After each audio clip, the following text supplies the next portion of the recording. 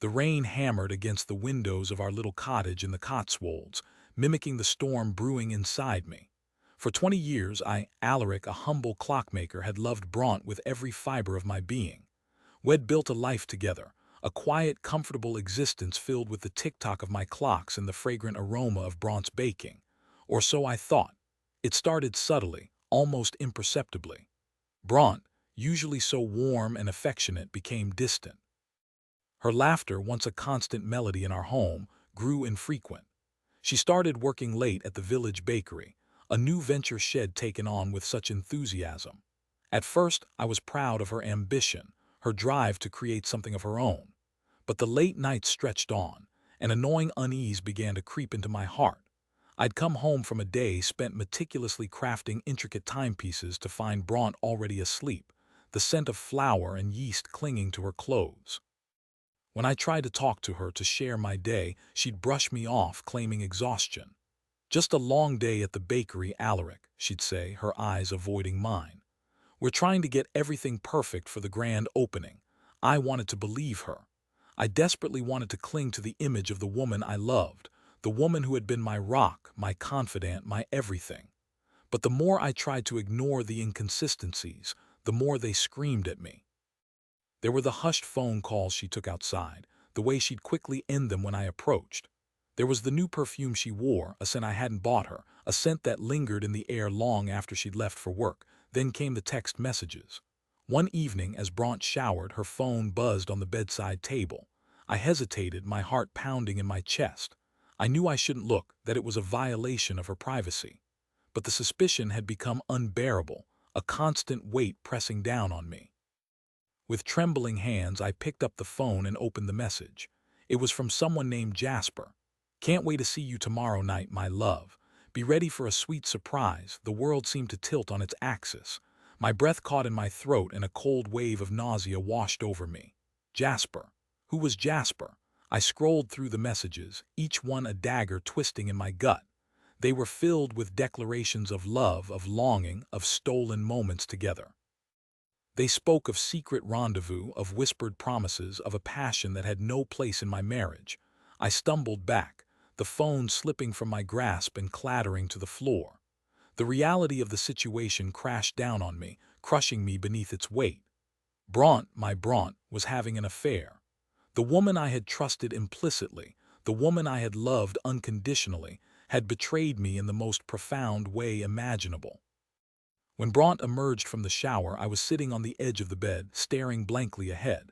She stopped short, her eyes widening as she took in my pale face and the phone lying on the floor. "Alaric, what's wrong?" she asked, her voice laced with a false concern that only fueled my rage. I picked up the phone and held it out to her, my hand shaking.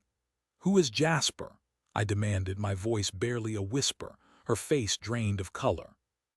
She opened her mouth to speak, then closed it again, her eyes darting around the room as if searching for an escape. Finally, she stammered, I can explain, explain," I repeated, my voice rising. "Explain how you could betray me like this.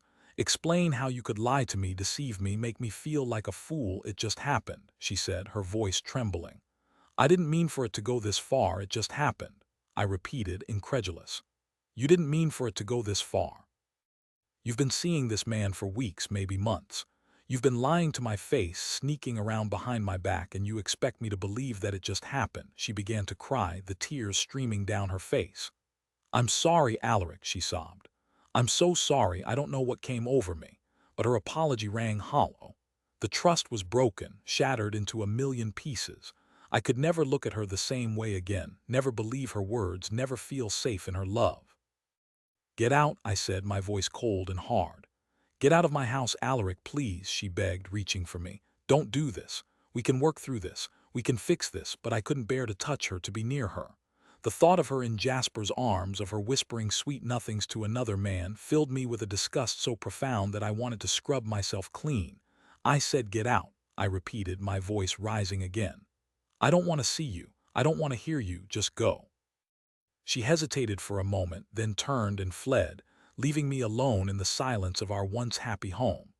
The rain continued to lash against the windows, a relentless reminder of the storm raging within me. In the days that followed, I was a ghost, moving through the motions of life without feeling. I went to my workshop, but my hands were clumsy, my mind unable to focus. I tried to eat, but the food tasted like ash in my mouth. I tried to sleep, but my dreams were filled with images of Bronte and Jasper, their faces contorted in mocking laughter. Our friend Bertram, a kindly old bookseller with a penchant for gossip, stopped by to check on me. He'd heard rumors of the separation of Bronte's affair. He offered words of comfort, of support, but they did little to ease the pain. "She's a fool, Alaric," Bertram said, shaking his head. "She doesn't know what she's lost. You're a good man, a kind man, a man who deserves to be loved and cherished." But I didn't feel like a good man. I felt like a failure, a fool who had been blind to the truth. I had given Bronte my heart, my soul, and she had trampled on it without a second thought. As the weeks turned into months, I began to emerge from the fog of despair. The pain was still there, a dull ache in my chest, but it was no longer all-consuming. I started to focus on my work again, finding solace in the intricate mechanics of the clocks. I spent hours in my workshop, lost in the rhythm of gears and springs, slowly piecing myself back together. One day, I received a letter from Bronte. It was a long, rambling apology, filled with excuses and justifications. She claimed that she had been unhappy for years, that I had been too focused on my work, that she had felt neglected and unloved. She said that Jasper had made her feel alive again, that he had seen her in a way that I never had. I read the letter with a detached curiosity, as if it were a story about someone else. I no longer felt the rage, the heartbreak, the overwhelming sadness. All I felt was a profound sense of disappointment. I wrote back a short, concise reply. "I wish you well," I wrote, "but I can never forgive you."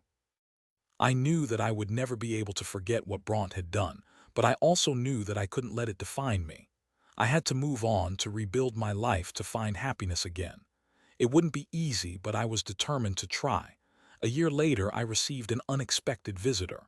It was Ottilie, a woman I knew from the village. She was a baker like Bronte, but younger, more vibrant, and with a kind, gentle spirit. She had heard about my situation, about Bronte's affair, and she had come to offer her condolences. We talked for hours, sharing stories, laughing and crying. I found myself drawn to her warmth, her compassion, her genuine interest in my life. Over time, our friendship blossomed into something more. Ottilie understood my pain, my fears, my insecurities. She didn't try to fix me or change me. She simply accepted me for who I was, flaws and all. One evening, as we sat by the fire, Ottilie turned to me and took my hand. "Alaric," she said, her eyes shining with affection, "I know you've been hurt and I know it will take time for you to heal, but I want you to know that I care about you deeply. And I would like to be more than just friends." I looked at her, my heart swelling with gratitude. I had never expected to find love again, not after what had happened with Bronte. But here was Ottilie offering me a second chance, a chance to rebuild my life with someone who truly cared about me. "Ottilie," I said, my voice thick with emotion, "I care about you too, more than you know, and I would be honored to be more than just friends." We kissed, a gentle, tentative kiss that spoke of hope and healing.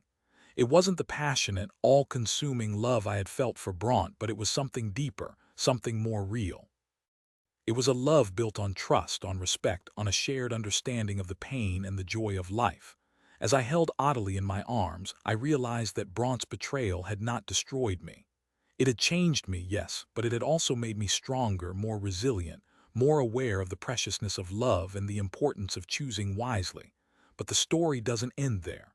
A few months after Ottilie and I became a couple, I received another letter. This time, it wasn't from Bronte. It was from a solicitor.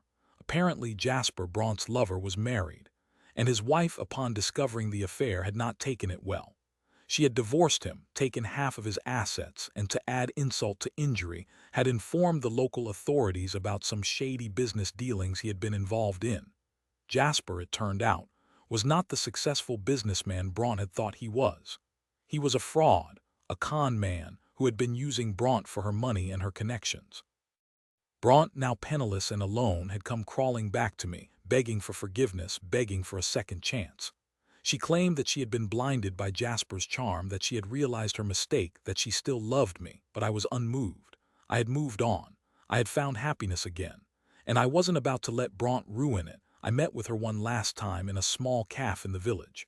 She looked haggard, worn, and defeated. The spark that had once drawn me to her had been extinguished. "Alaric, please," she said, her voice trembling.